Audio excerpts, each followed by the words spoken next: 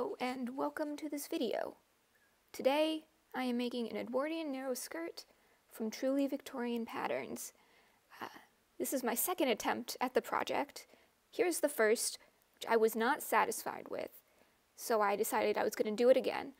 But looking at it now, I can't remember why I wasn't happy with it, because it looks pretty good, but I did wash the fabric when it said not to wash the fabric, and I tried to cut out the pattern pieces when the fabric was still wet, so everything went kind of wonky, and I was just like, you know what, let's try this again. Here's the fabric that I'm going to be using now. The fashion fabric is on the right. I threw that into the wash, and then I took my dog Molly for a walk, because that's obviously the most important thing anybody can do. I cut out the lining. I knew I wasn't going to have enough of this fabric to make the complete lining, and as you'll see here, I had to finagle it a little bit to get even these front and back pieces out, but that was fine with me because I really like this one and I wanted to use this fabric as much as I could, so I just went with it, and anyways, piecing doesn't bother me at all. And here, I had to do some extra finagling because the fabric was no longer long enough to work completely for what I was wanting it to do.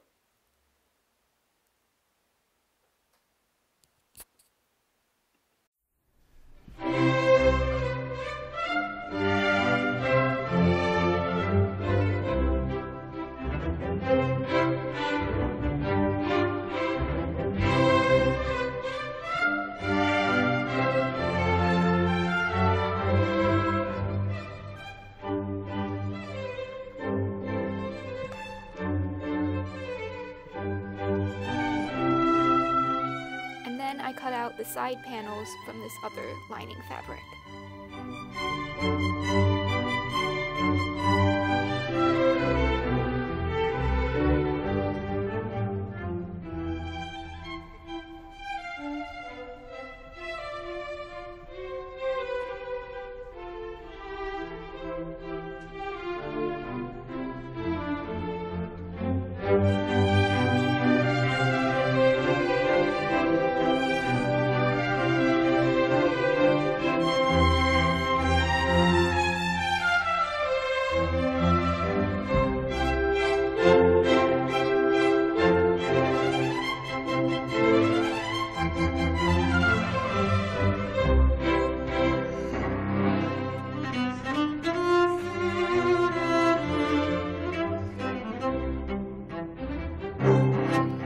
I sewed the front and back lining pieces together, trimmed off the seam allowance, and then ironed everything flat.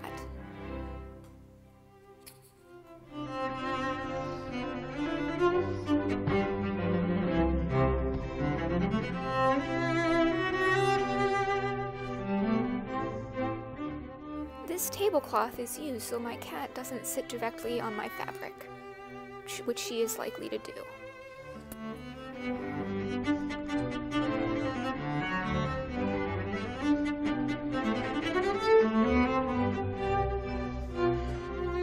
I wanted to flatline the fabric to make everything easier to handle, so I pinned all of the pieces together and then I put in some large basting stitches just to hold it all together so that I could use it as one piece.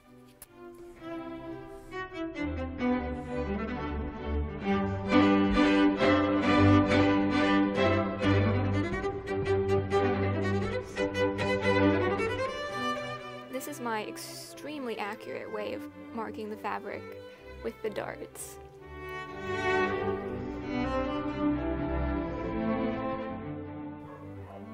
This is my cat Lucy, come to help as only a cat can do, and also to supervise me, by which I mean get in the way many times.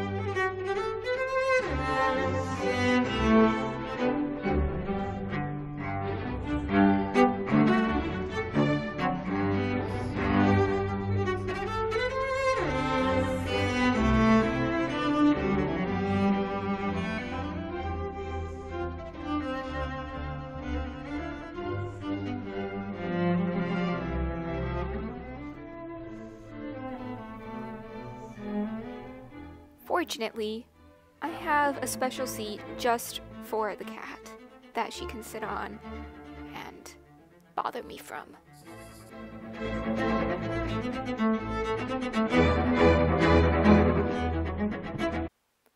Then it was time to sew everything together, helped of course by Lucy. This pattern calls for lapped seams, which I'm not entirely convinced I did correctly. Oh, and here's Molly, very upset to not be included. Anyways, these seams are a lot of fun because they call for a really large seam allowance to begin with, and then you flip everything right side out and top stitch down. I pressed out my seams.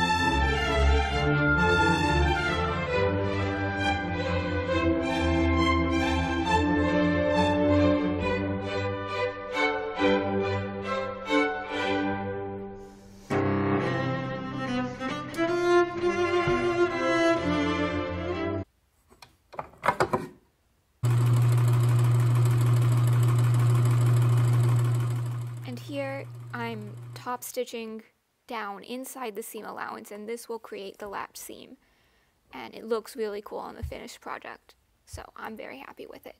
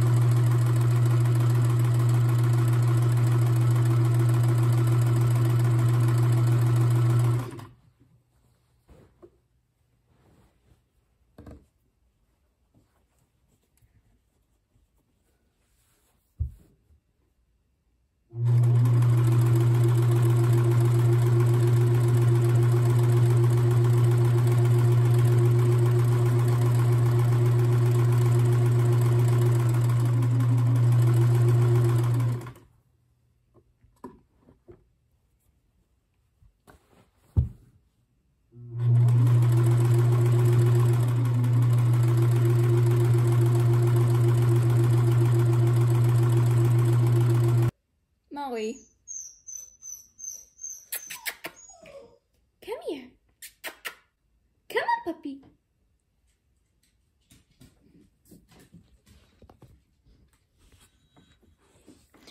Did Lucy go downstairs? Did Lucy go downstairs? Is that what this is, huh? I think the answer is yes, huh? Huh, Molly?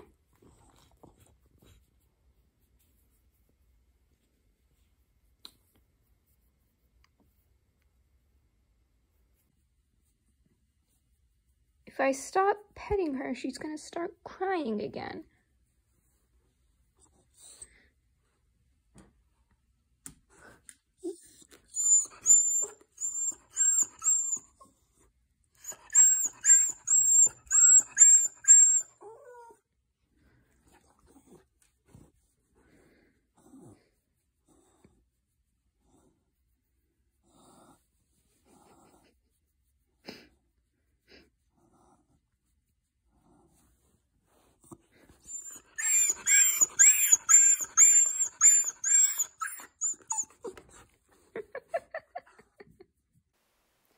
And here are the finished seams, which from, this perspective look pretty normal, but they do also come with this lovely slit at the front, it's pleat, and that makes it easy to walk. And for comparison, here are the one I did on the other skirt. And now it was time to take out the basting stitches, as well as the other stitches that were holding the skirt panels together from the initial seams.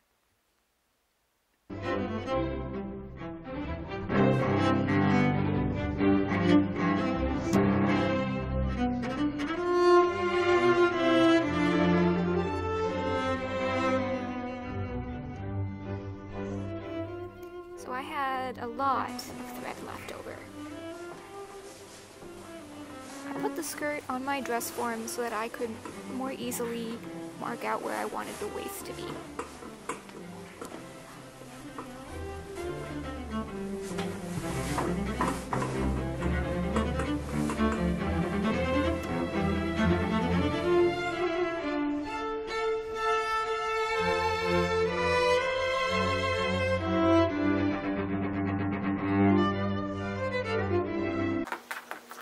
I cut the waistband to where I wanted it, folded it over, and then put the waistband piece on it. I find it easier to do these two things separately, so that's what I did. Then I went to try it on, and it fit pretty well. I am still having the same problem with the gap in the front, but that's fine. It's nice and squishy. What else are you gonna do? So I went back and I saw this in the backyard. So I had to go and get it.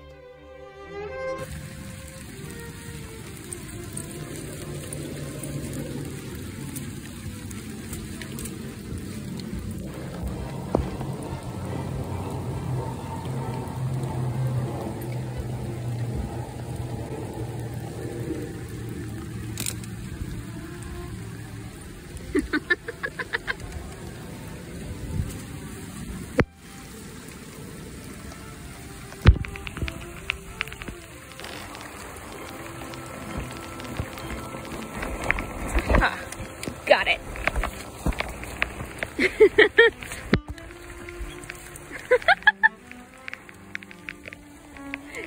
No, don't get down here.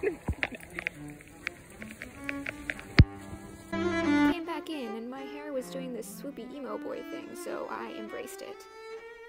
Then I finished putting the waistband on.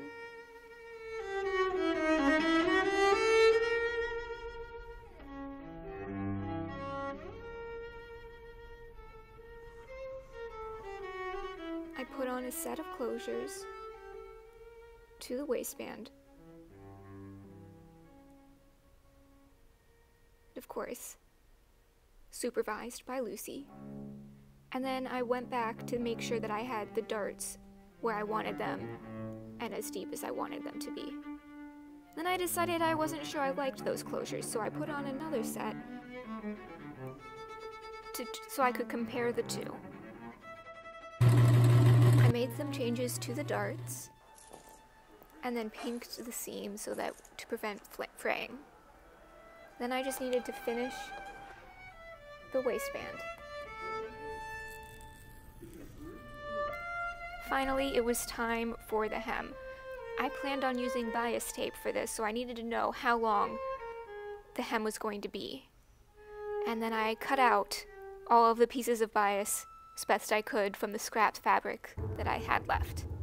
I tried for a while to hem laying down on the ground, and that was both difficult and painful, so I decided I was going to go with an alternative method. And I put the dress form on the table so that I was only kneeling on the floor instead of laying on it. I sewed the hem tape into place, and then just whip stitched it down on the inside, making sure to only catch the lining. Here's the finished result. I'm pretty pleased with it, even though it is a little bit messy in places, but you know what? I'm still learning, so it's all good. Thanks for watching. I hope to see you back here again in the next video. Bye.